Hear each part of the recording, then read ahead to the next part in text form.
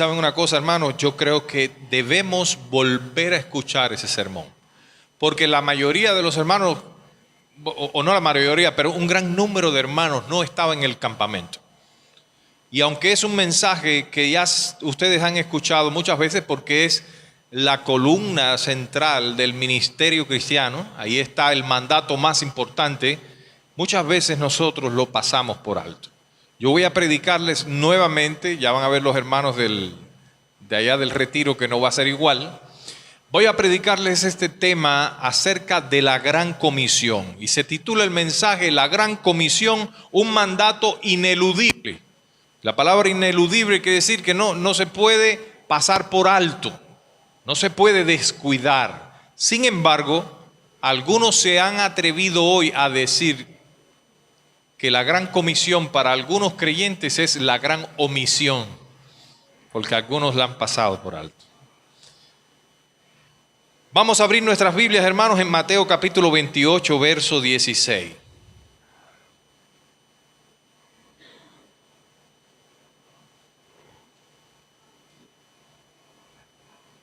Mateo capítulo 28, verso 16.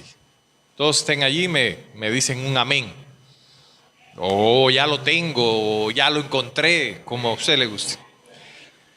Dice así la palabra del Señor. Pero los 11 discípulos se fueron a Galilea, al monte donde Jesús les había ordenado, y cuando le vieron, le adoraron, pero algunos dudaban. Jesús se acercó y les habló diciendo: Toda potestad me es dada en el cielo y en la tierra, por tanto, id y haced discípulos a todas las naciones, bautizándolos en el nombre del Padre y del Hijo y del Espíritu Santo, enseñándoles que guarden todas las cosas que os he mandado, y he aquí que estoy con vosotros todos los días hasta el fin del mundo. Amén. Amén. Mi Señor, mi Dios, vengo ante tu presencia, Señor, ante todo, pidiéndote perdón por todas mis fallas y mis errores, Señor. Recordándote, Padre, pidiéndote que recuerdes que yo soy de lo vil y menospreciado del mundo, Señor. Soy polvo. Tú me has escogido para tu gloria. Ayúdame, Señor, para que yo pueda en esta noche presentarles esta palabra a tu pueblo y ellos puedan ser bendecidos, Señor. Ten en cuenta la necesidad del corazón de cada hermano y permite, Señor, que el propósito de esta palabra se cumpla en cada uno de ellos, Señor. Te lo ruego en el nombre poderoso de Cristo Jesús. Yo quisiera, hermanos amados, así brevemente, antes de empezar de lleno con este pasaje de las Escrituras, que usted me acompañe a la palabra del Señor, al capítulo 10 del libro de Romanos, y ahí abra el versículo 14.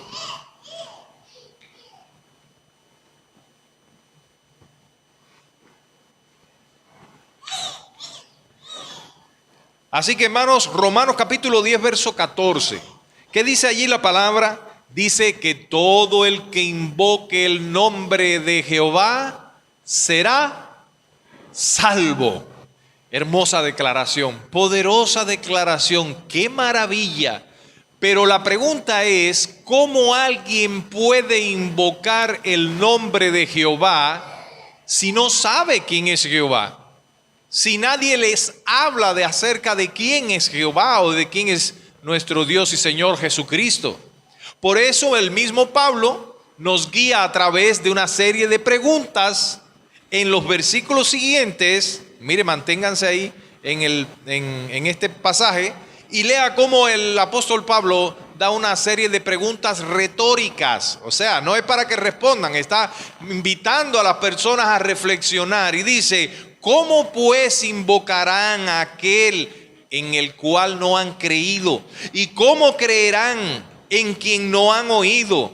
¿Y cómo oirán sin haber quien les predique? ¿Y cómo predicarán si no fueran enviados? Como está escrito: cuán hermosos son los pies de los que anuncian la paz, de los que anuncian las buenas nuevas.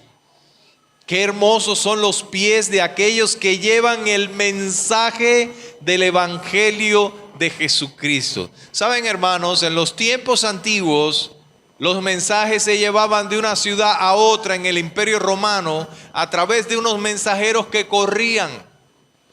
Y la gente, cuando veían esos mensajeros que corrían y se acercaban a la ciudad, miraban sus pies y de la manera que ellos corrían podían saber si traían buenas o malas noticias. Había algo en la manera de correr. Parece que los que llevaban malas noticias no llevaban tantos deseos de llegar. Y lo veían que corrían más lentamente y decían, nos traen una mala noticia.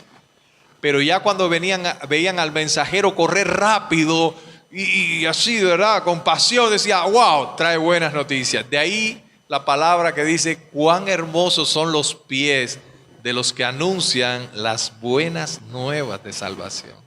Es que es un buen mensaje, el buen mensaje de paz del Evangelio de Jesucristo, que no es otro, hermanos, que el Señor ha resucitado, que el Señor perdona a aquellos que arrepentidos vienen en Él en fe y le reconocen como Salvador, le reconocen como el Rey y Señor de sus vidas.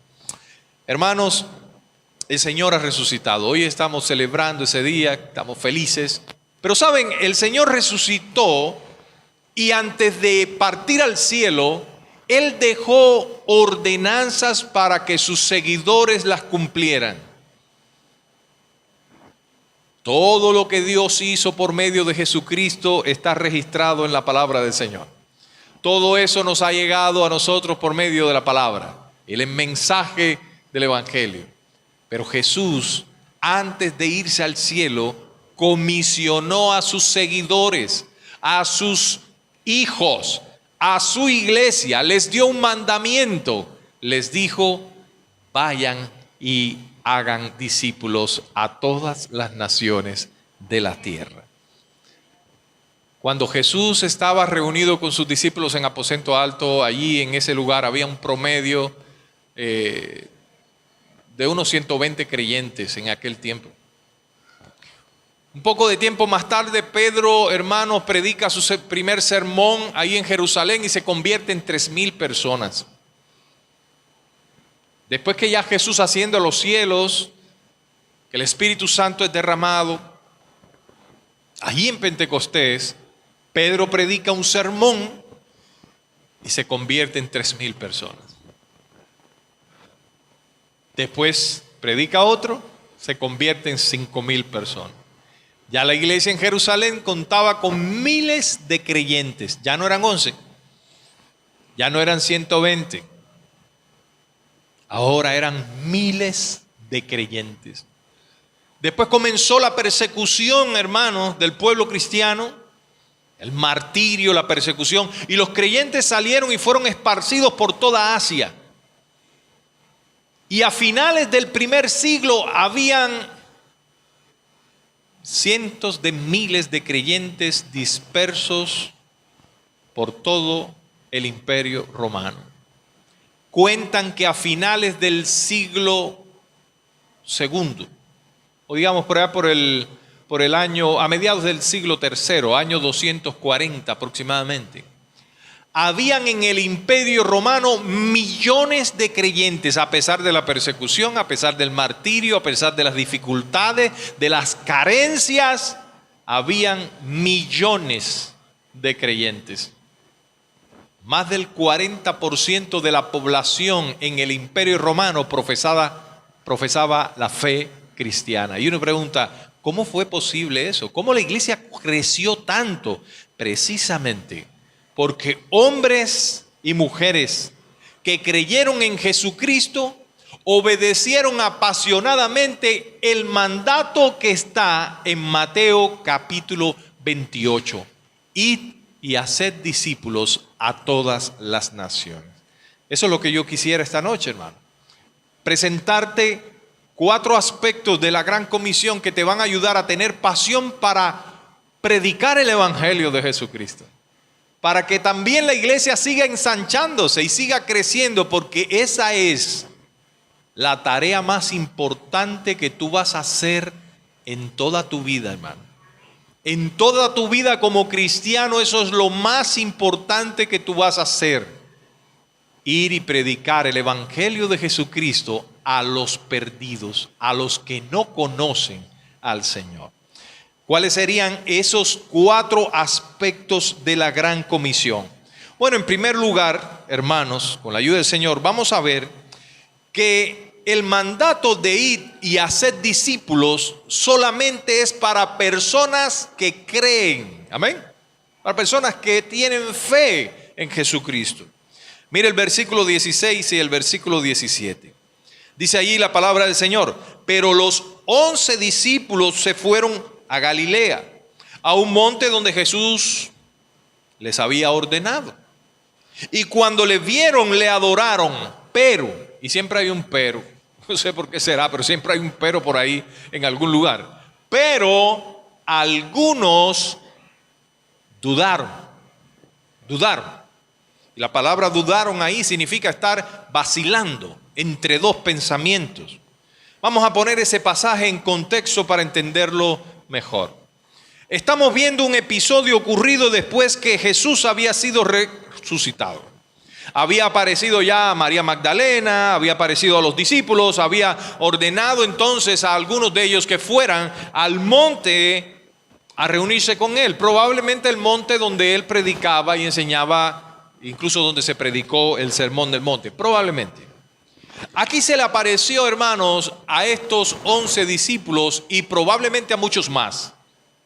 El apóstol Pablo dice en 1 Corintios 15:6 que el Señor, después de habérsele aparecido a sus discípulos, se le apareció a 500 hermanos a la vez. Probablemente haya una conexión entre estos 2 pasajes. Y en este momento Jesús se haya aparecido a una multitud más grande que la que hay aquí esta noche. Aproximadamente unas 500 personas. Llama la atención que el versículo bíblico nos dice que enseguida que vieron a Jesús, fueron y se postraron y le adoraron. O sea, le adoraron. Esta es la palabra postrarse, reverenciar, reconocer la autoridad en alguien, reconocer la soberanía de alguien y venir a sus pies y someterse delante de ese alguien y darle adoración. Sin embargo, la palabra nos dice que algunos dudaron. Y uno se pregunta, ¿y por qué dudaron? ¿Y qué fue lo que dudaron? ¿Dudaron si era Cristo o dudaron si le debían dar adoración? Bueno, Mateo no dice específicamente qué fue lo que dudaron. Pero la duda en el corazón de estas personas estaba relacionada con Cristo. Y muy probablemente ellos estaban confundidos. Recuerden, hermanos, que tiempo atrás ellos habían sido testigos presenciales o probablemente habían escuchado acerca de cómo Cristo fue maltratado, cómo Cristo fue torturado, cómo fue traicionado, cómo fue atravesado por una lanza, cómo fue crucificado primero, después de haber sido violentamente maltratado, crucificado en una cruz, atravesado su cuerpo por la lanza de un guardia romano, puesto en el fondo de una tumba, en una cueva con una gran piedra al frente. Encima de eso los soldados romanos habían esparcido, los que estaban ese día custodiando la cueva, se quedaron dormidos y por temor probablemente a ser ejecutados o por el dinero que le pagaron las autoridades judías, ellos corrieron un rumor que realmente Cristo no había resucitado, que el cuerpo de Cristo había sido robado por los discípulos. Los saduceos, una secta que en ese tiempo existía en Jerusalén, allí en tierra de Palestina, enseñaba de que no había resurrección. ¿Cuántas razones tenían aquellas personas para haber dudado? De pronto ven a Jesús con un cuerpo glorificado, ya es diferente. Imagínense el impacto, la maravilla. Ellos algunos dudaron. Sin embargo, mis hermanos amados, esta gran comisión es para los que creen, para los que confían en Jesucristo. Más adelante el Señor les hace declaraciones a estas personas que segurísimamente disiparon toda duda. El Señor habló de su autoridad, de la autoridad que el Padre le había dado. Y cómo esa autoridad, hermanos, era ahora una autoridad total.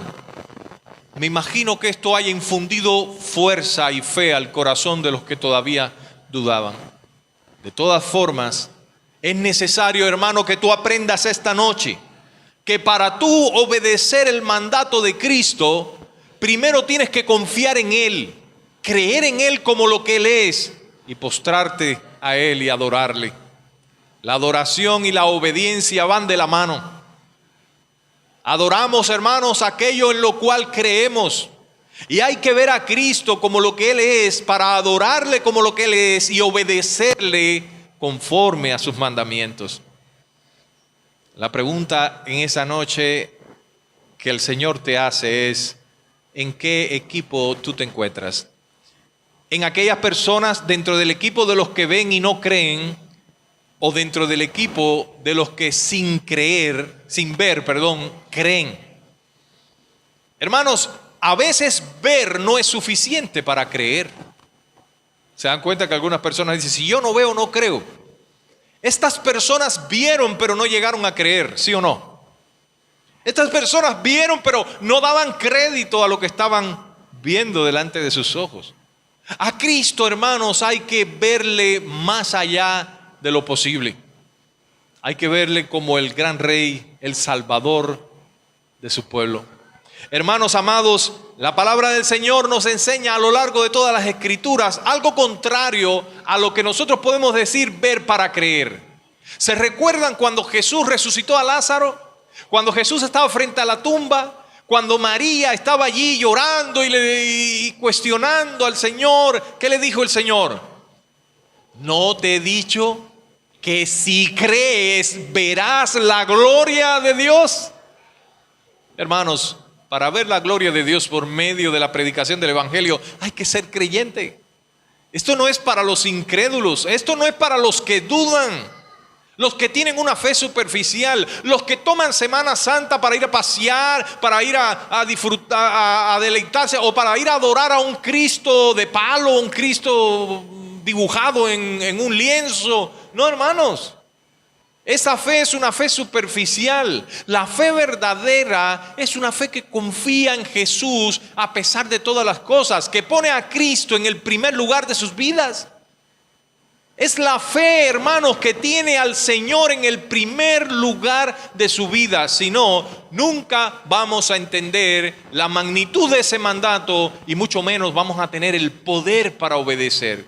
Porque es por medio de la fe que nosotros recibimos el perdón en nuestras vidas, pero también recibimos el poder del Espíritu Santo. Por medio de la fe recibimos su Espíritu y es el que nos capacita para poder obedecer al Señor. Tomás, cuando le hablaron de que Cristo había resucitado, él dijo: si yo no veo, no creo. Si no metiere mis dedos en sus manos, en los hoyos ahí, en el costado, yo no creeré. Y cuando Jesús se le manifestó, ¿qué le dijo Jesús a Tomás? Ven, Tomás, mete tu mano aquí. Y no seas incrédulo, sé creyente. Necesitamos entonces, en primer lugar, hermanos, ser creyentes. Y el mensaje de Mateo capítulo 28, ese mandato que nos da el Señor a ir y predicar, ser discípulos, no se puede llevar a cabo si somos incrédulos. Tenemos que creer, debemos creer, debemos nacer de nuevo del agua y del Espíritu. Sabemos que eso no es de nosotros, es de Dios. Es Dios quien nos salva, es Dios quien nos da su Espíritu, pero nosotros somos los que creemos. Él nos ha dado fe para creer. Debemos creer en todas las promesas de nuestro Señor y caminar en obediencia a su palabra. Ahora, en segundo lugar, este pasaje también nos enseña acerca de la autoridad que tiene ese mandamiento. Ese mandato de ir y predicar el Evangelio descansa en la autoridad de una persona, descansa en la autoridad del mismo que decreta el mandamiento, en la autoridad de nuestro Señor Jesucristo. Hermanos, la autoridad de este mandato, por tanto, id y hacer discípulos a todas las naciones, está sustentada por una autoridad que el Padre le ha dado al Hijo.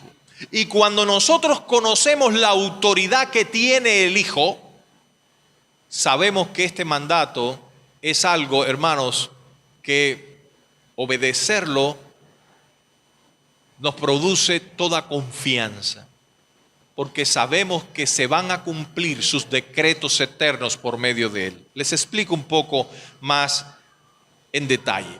Dice el texto bíblico en el versículo 18: y Jesús se acercó y les habló diciendo: toda potestad me es dada en el cielo y en la tierra. Wow, mi hermano, toda autoridad, o sea, toda libertad, todo derecho, todo poder absoluto para actuar me ha sido dado, o mejor, me fue dado.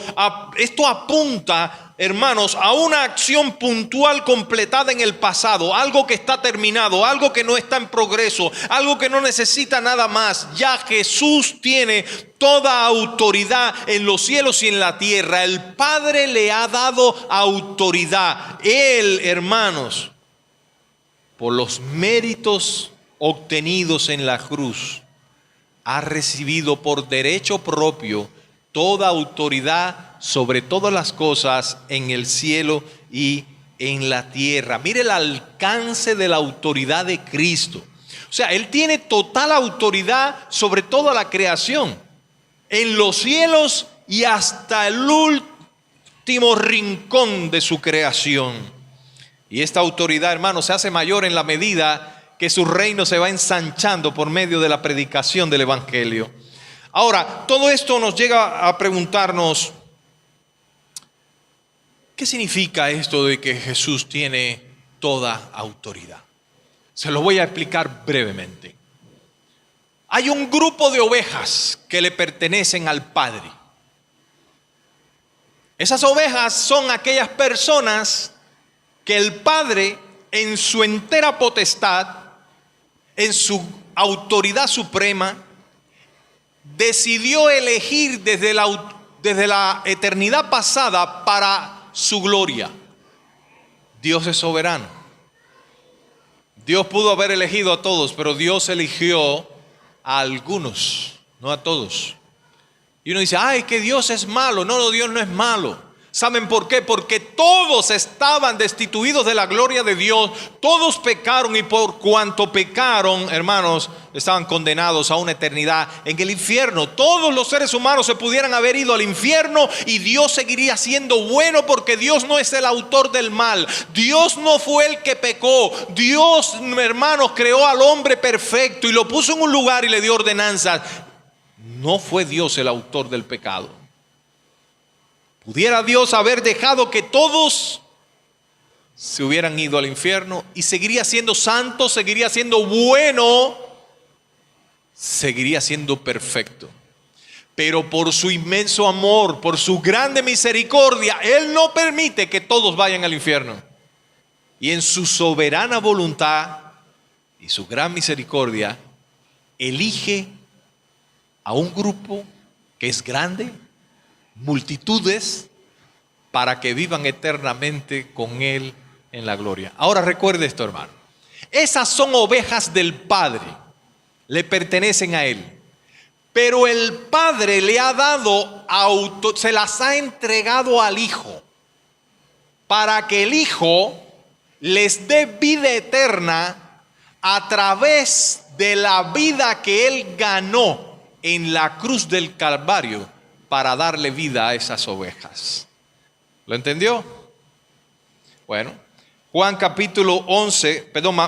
capítulo 11, verso 27, nos responde esta pregunta de quién le dio autoridad a Cristo y para qué le dio autoridad a Cristo. Dice: todas las cosas me fueron entregadas por mi Padre, y nadie conoce al Hijo sino el Padre, ni al Padre conoce a alguno sino al Hijo, y a quien el Hijo lo quiera revelar.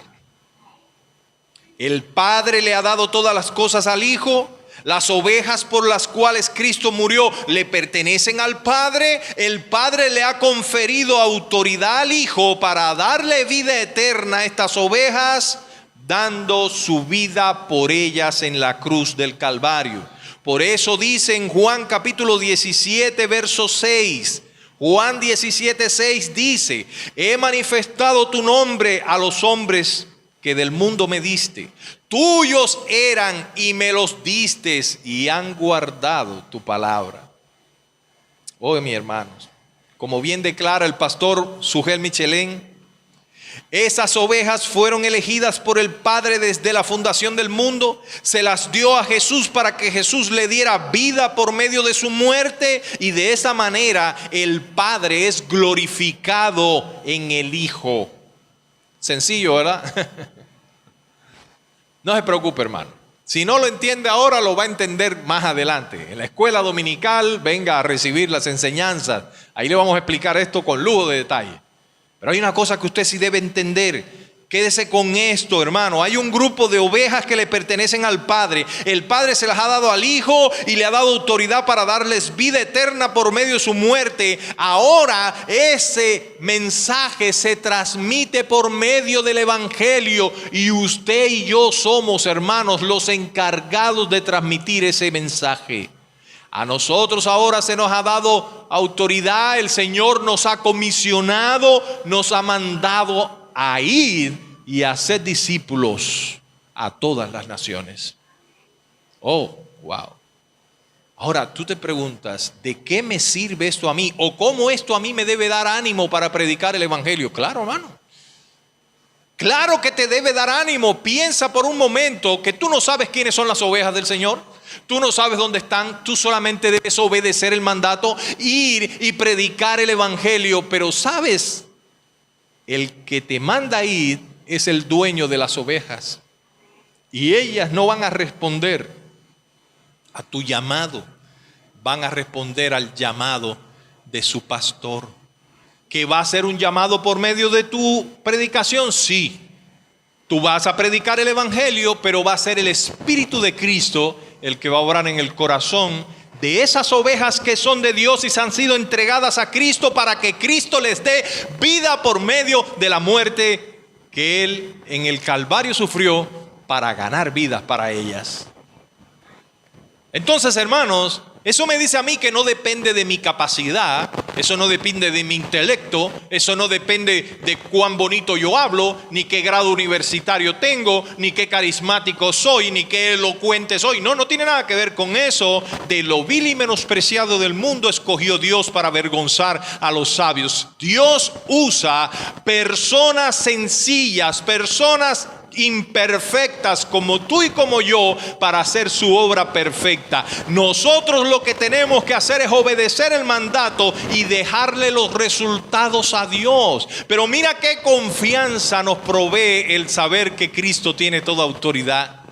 Saben, a veces nosotros elegimos a quién le vamos a predicar el Evangelio y decimos, le voy a predicar a esta persona porque la veo más mansita, buena gente, buena persona. Este se va a salvar porque es tan bueno, se merece el cielo. ¿Sí o no? Muchas veces actuamos así. Y si es una persona intelectual, un médico, algo, nos da temor hablarles. Si es una persona de un carácter un poco así, no fuerte, débil, digo yo. Porque los que tienen carácter así violento tienen un carácter débil. No lo pueden controlar. Nos encontramos con personas así que son de mal humor y no nos atrevemos a predicar. ¿Por qué? Porque estamos confiando en nosotros, no en la autoridad del mensaje que llevamos. El mensaje que llevamos nosotros tiene la autoridad de aquel que manda a predicar ese mensaje. Y es la autoridad de Cristo. Y es una autoridad que le ha dado el Padre. Él la tiene, hermano, por derecho propio. La ganó en la cruz del Calvario, entregando allí su sangre para hacer de sí un pueblo suyo, celoso de buenas obras, para salvar a su iglesia. Y esa iglesia, yo no sé dónde está. Puede ser que sea un musulmán, puede ser que sea un testigo de Jehová. Ay, que los testigos de Jehová son tan difíciles de convencer. No, hermano, predíqueles el Evangelio. Que si es un elegido, Dios lo va a traer a los pies de Cristo. Porque no eres tú el que convence, es Dios por medio de su Espíritu. El Espíritu Santo es el que convence de juicio, de pecado y de maldad. Entonces hemos visto ya dos razones fuertes. Una relacionada con la fe. La gran comisión es para los que creen. Tenemos que creer y confiar en Cristo para obedecer, para adorarle y obedecer su mandato. En segundo lugar, debemos tener en nuestras mentes siempre presente La gran autoridad que hay en Cristo, una autoridad infinita, hermano, que le hace dueño de todas las cosas, sobre todo de ese rebaño de ovejas que el Padre le ha dado, a los cuales nosotros somos llamados de irles a predicar, pero como no sabemos quiénes son, tenemos que predicar a todo el que se nos pare por delante, hasta el fin del mundo, hasta lo último de la tierra, en Samaria, en Judea, en Jerusalén, hasta el fin del mundo, hasta el último rincón de la tierra. Jerusalén, Samaria, Judea y hasta el fin del mundo. Entonces, en tercer lugar, hermanos, esta palabra también nos enseña el mandato en sí mismo. Debemos aprender también qué contiene el mandamiento. ¿Cuál es el tema central del mandamiento? Veamos el versículo 19 que nos dice: por tanto, id y haced discípulos a todas las naciones, bautizándolos en el nombre del Padre, del Hijo y del Espíritu Santo, enseñándoles que guarden todas las cosas que os he mandado. Hermanos, cuando nosotros llegamos aquí a Mateo capítulo 28, versículo 19, recibimos un mandato del Señor.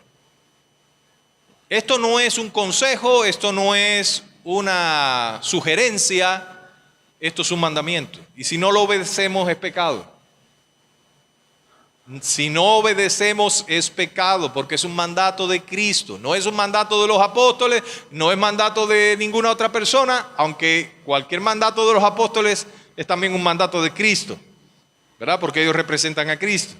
Ahora, mis hermanos, es Jesús directamente aquí el que está comisionando a sus seguidores. ¿Cuántos seguidores de Cristo hay acá? ¿Cuántos están predicando el Evangelio? ¿Cuántos tienen discípulos? Si yo llamo a uno de ustedes, a ver, hermano, ¿cuántos discípulos usted tiene? Ah, no, pastor, yo pensaba que hacer discípulos era una tarea del pastor. Yo creía que hacer discípulos era una tarea de los diáconos, de los maestros de la iglesia, de los ancianos de la iglesia. Sí, es una tarea de ellos y una tarea de todos los miembros de la iglesia, porque aquí este mandato es para todos los seguidores de Cristo. Id y haced discípulos. Ahora, yo creo que ustedes presten atención a algo. Aquí el verbo principal, la acción principal es hacer discípulos. Los otros verbos, las otras palabras que denotan acción, indican cómo es que se deben hacer discípulos. Id, bautizándolos y enseñándoles. Esas otras tres palabras nos dicen cómo. Que podemos entender este mandato como vayan y mientras van, hagan discípulos, bautícenlos en el nombre del Padre y del Hijo y del Espíritu Santo y enséñenles todas las cosas que yo os he mandado. Entonces, en esencia, ¿qué es lo que el Señor nos está mandando a hacer? Hacer discípulos, hermanos, a levantar iglesias, a levantar personas que vengan primero que todo en fe a Cristo por la predicación del Evangelio. Eso es lo primero. Nosotros los vamos a evangelizar. ¿Cómo lo vamos a hacer? Predicándole las buenas nuevas de Cristo Jesús. Hermanos, todo este mandamiento tiene un gran trasfondo. Esto empieza en Génesis. Esto empieza en Dios. Dios creó al hombre y a la mujer perfectos, sin pecado. Los puso en el huerto del Edén. Pero fue un hombre, hermanos, el que transgredió la ley de Dios, el que desobedeció la ley de Dios. Y dice la palabra de Dios que por ese primer Adán, por ese hombre entró la muerte al mundo. Pero también la Biblia dice que por un hombre también entró la resurrección al mundo, la vida. Y ese es el postrer Adán, y ese postrer Adán es nuestro Señor Jesucristo. 100% Dios, 100% hombre. Por eso a Él se les daba toda autoridad, porque Él ahora es Dios, pero Dios hecho hombre. Y a la diestra del Dios Padre está el Dios Hijo como hombre. Eso es maravilloso, ¿verdad? Y Él reina y Él tiene autoridad sobre todas las cosas. Y Él tiene autoridad sobre su iglesia. Él la compró con su sangre. Él es la cabeza de la iglesia. Él es nuestro capitán, Él es nuestro rey, es nuestro Señor, es nuestro amo. Nosotros somos sus esclavos, somos sus súbditos por amor. Y nosotros decimos: heme aquí, Señor, envíame a mí. Entonces, cuando el Señor nos dice: y vayan y hagan discípulos, nosotros decimos: sí, Señor. vamos. Y mientras vamos estaremos haciendo discípulos. La idea que dice acá, bautizándolos en el nombre, claro, hermano, porque cada creyente, los hermanos que en el campamento ahora vinieron a Cristo en fe, ellos ahora necesitan aprender la doctrina bíblica. El discípulo es uno que aprende acerca de Jesucristo, aprende para ser cada día como Jesucristo, es un seguidor, es alguien que se esfuerza por ser cada día como su maestro, es alguien que pone de lado cualquier otra cosa y pone como prioridad ser cada día más como su Señor Jesucristo. Eso es, hermano, un discípulo. Ahora mis hermanas que aceptaron a Cristo se han convertido en discípulos. Y necesitan que la iglesia los instruya y lleguen a bautizarse en el nombre del Padre, en el nombre del Hijo y en el nombre del Espíritu Santo. En el nombre del Padre, porque Él es el dueño de las ovejas, Él es el creador del cielo y la tierra, Él es el que, hermanos, orquestó este plan de salvación desde la eternidad pasada, desde antes de la fundación del mundo. El Hijo porque fue el que entregó su sangre en el Calvario para hacer de sí un pueblo suyo, celoso de buenas obras, dice la palabra. Y el Espíritu Santo porque es el que nos da discernimiento, es el que nos ayuda, es el que ilumina nuestras mentes, el que nos trae a la vida, el que nos permite ver la gracia, la maravillosa gracia de salvación que hay en Cristo Jesús. Y también es el Espíritu Santo el que produce en nosotros el querer como el hacer por su buena voluntad. Es el que nos capacita, nos habilita y nos impulsa a obedecer los mandatos de nuestro Señor. Entonces, hermanos, al conocer que debemos bautizarlos en el nombre del Padre y del Hijo y del Espíritu Santo, es que cada creyente debe identificarse con el trino Dios al cual nosotros adoramos. Ellos deben conocer y también aprender acerca de nuestro Dios. Y entonces dice aquí el versículo también que son 3 cosas. Ir, hay que ir, hermano. Hermano, la gente no va a venir aquí a la iglesia para que tú los salves, para que tú les des para que les des el evangelio. Lo que está diciendo el Señor es salgan afuera. Salgan de esas bancas donde están. Dejen de venir a la iglesia solamente a entretenerse y tomen la palabra que reciben y comuníquenla a ese mundo que está afuera, que se está perdiendo. Salgan afuera a predicar el evangelio de paz. Vayan, dice el Señor. Y mientras van, prediquen el evangelio y hagan discípulos y bautícenlos y enséñenles todas las cosas que yo os he mandado. La iglesia, hermanos, en su comunión fraternal, aprende la enseñanza de la palabra del Señor Jesucristo. Y ya terminando, voy a ser muy considerado porque todavía me faltan 20 minutos, pero yo voy a utilizar como unos 5 más. El último aspecto que vemos. Hablamos de la fe, hablamos de la autoridad de Cristo, hablamos del mandato y ahora vamos a hablar de la promesa que hay con respecto a la gran comisión que nos debe animar para ir y predicar. Y esa promesa está en el versículo 20 y esa promesa dice: he aquí, yo estoy con vosotros todos los días hasta el fin del mundo. Solamente con ese versículo yo me paso toda la noche aquí predicando el sermón. Dios mío, qué poderoso versículo. La verdad, hermano, yo quisiera decírselo lo más breve posible, pero voy a hacer un esfuerzo. Mire lo que dice aquí en este versículo. He aquí que yo, y ese yo, ¿quién es yo? Solamente con ese yo, hermano, es para maravillarnos, para sorprendernos, para llenarnos de gozo y asombro. Ese yo es el gran yo soy.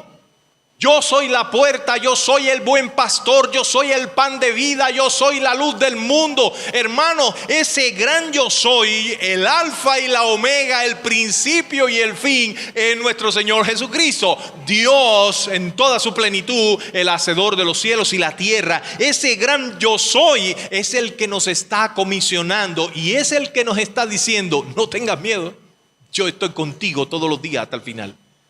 No tengas miedo de ellos porque yo voy acompañándote donde quiera que tú vayas. Hermanos, ese gran yo soy es el que nos dice en Jeremías capítulo 20, verso 11: Jehová va contigo como poderoso gigante, haciéndole frente a todos tus adversarios. Es el mismo que dijo: muchas son las aflicciones del justo, pero de todas ellas lo librará Jehová. Salmo 34, 19. Es el mismo que dijo: esforzaos y cobrad ánimo, no temáis, no tengáis miedo de ellos, porque Jehová tu Dios va contigo. Deuteronomio capítulo 31, verso 6. Es el mismo que dijo: no te dejaré ni te desampararé. Hebreos 13:5. Es el mismo que dijo: cuando pases por las aguas, yo estaré contigo. Y si por los ríos, no te anegarán. Cuando pases por el fuego, no te quemarás, ni la llama arderá en ti. Isaías 43:2. Es el mismo que dijo: esfuérzate y sé valiente, no temas ni desmayes, porque Jehová tu Dios irá contigo donde quiera que tú vayas. Es el mismo que dijo: yo guardaré tu salida y tu entrada, desde ahora y forever and ever, como dicen los gringos por allá, ¿verdad? Para siempre, desde ahora y para siempre. Entonces, hermanos, ¿se dan cuenta? ¿Se dan cuenta qué maravillosas verdades acerca de la gran comisión? Yo no sé si usted la había visto en todo su contexto. Yo no sé si usted había mirado este mandato así nomás, no lo había puesto en todos los elementos que tiene alrededor, que te ayudan a cobrar ánimo y pasión para ir y predicar a los perdidos el evangelio. Entonces podemos concluir que la pasión que brota de nuestros corazones para predicar el evangelio, hermanos, es la que brota de un corazón que se maravilla, de un corazón que se llena de gozo, claro, un corazón regenerado, un corazón nuevo, lleno de fe, que se llena de sorpresa, de maravilla al ver la hermosura de Cristo, al contemplar su gloria a través del evangelio. Si tú miras el evangelio y tú ves lo que Cristo hizo por ti y por todo su pueblo, y no te maravillas, hermano, no te ha amanecido todavía. No te ha amanecido. Que Cristo se despojó de su lugar a la diestra del Dios Padre, que dejó la gloria primera que él tenía con el Padre, se humilló a lo sumo y vino a esta tierra a morir por pecadores como tú, como yo, a dar su sangre, a padecer como un vil delincuente en una cruz, el santo Hijo de Dios.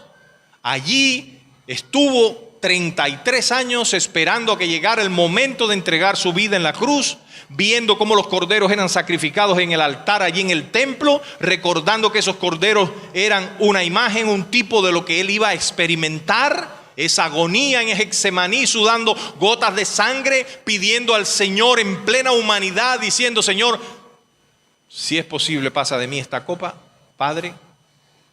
Ese Cristo, hermanos, ¿no nos maravilla? Ese Cristo que al tercer día es levantado de entre los muertos como una evidencia de que el sacrificio de Él fue suficiente para cancelar nuestra deuda con la justicia de Dios por causa de nuestro pecado. Fue absorbida la ira de Dios completamente por Cristo en la cruz. Y la evidencia de que ese sacrificio fue suficiente y que satisfizo por completo la demanda del Padre fue que el Padre le resucitó al tercer día. Cuando nosotros vemos todo eso, y que ahora tú y yo, viles pecadores, solo tenemos que arrepentirnos y venir en fe a Cristo y creer en Él, confiar en Él, y solamente así recibimos el regalo de gracia de la salvación. Mi hermano, ¿no te maravilla eso? Pues esa maravilla, esa gloria, esa pasión, ese deslumbre que hay delante de nuestros ojos, el que nos impulsa a predicar el evangelio de Jesucristo, movido también por un fuerte sentimiento de adoración y un agradecimiento profundo por lo que Él ha hecho por nosotros. Al mismo tiempo, por un gran amor por las almas, pero también por una certeza, por una segurísima certeza de que Cristo estará con nosotros todos los días hasta el fin del mundo. Todo ese paquete junto, hermanos, hace estallar en nuestros corazones una pasión por predicar el evangelio de Jesucristo. Ahora, esta noche, si aún tú no tienes a Cristo, yo te invito, ven a Jesús. No te vayas de aquí sin Cristo, porque tú no vas a poder obedecer al Señor. si sigues en incredulidad y en oscuridad. Ven a Cristo Jesús y hazlo el Rey de tu vida. Ven a Él, que Él no echa fuera a los que arrepentidos se acercan buscando socorro para sus almas. Ven a Jesús esta noche. Pecador, ven a Cristo Jesús y de Cristo para siempre serás. Ahora, si tú todavía, si ya tienes a Cristo, pero todavía no sales a predicar el Evangelio, quiera Dios que esta palabra reconforte tu corazón y te ayude, hermano. Te llene de poder, te llene de gozo, de emoción, de pasión para predicar el Evangelio. Ánimo, hermano, porque esta tarea es para los que creen. Y nosotros somos de los que creemos, no de los que dudamos y retrocedemos. Amén. Somos de los que creemos. Segundo, hermano, recuerda bien la autoridad que hay en Cristo que te acompaña cuando tú predicas el Evangelio.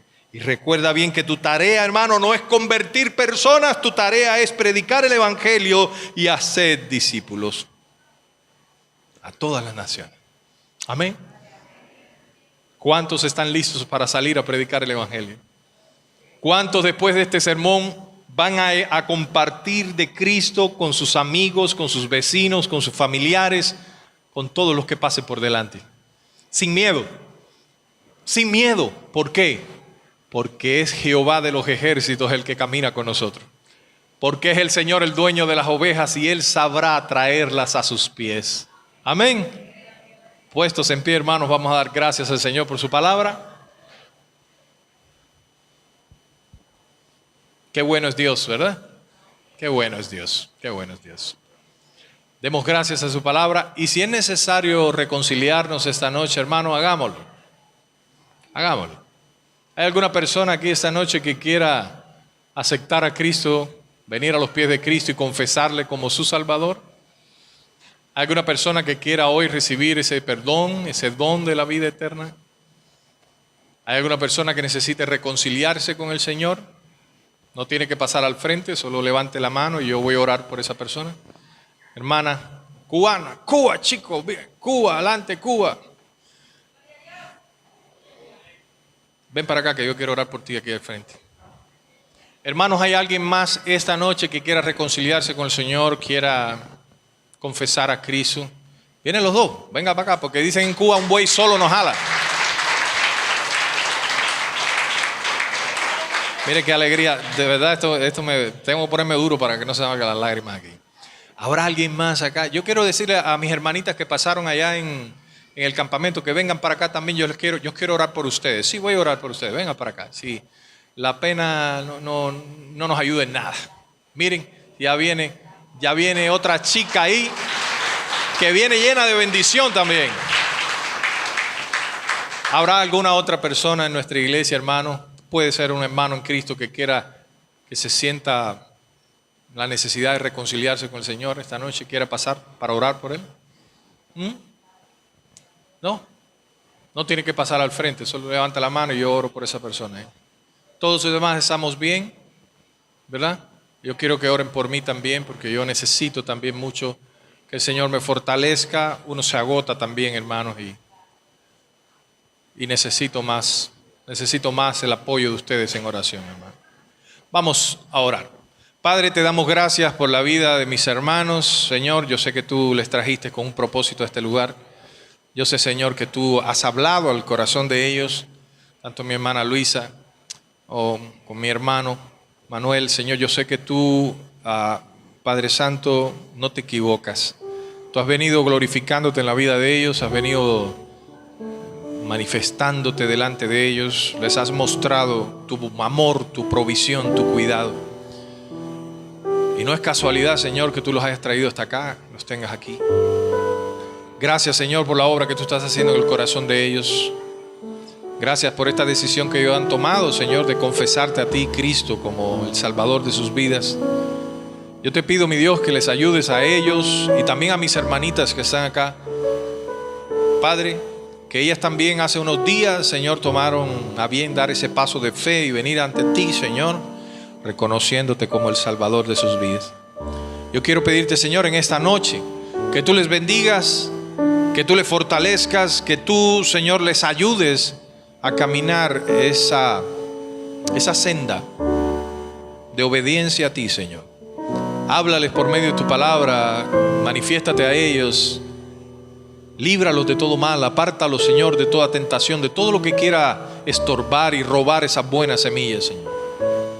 Ayúdales para que ellos puedan, Señor, crecer en fe, para que cada día te conozcan mejor y puedan ser cada día como tú, Señor.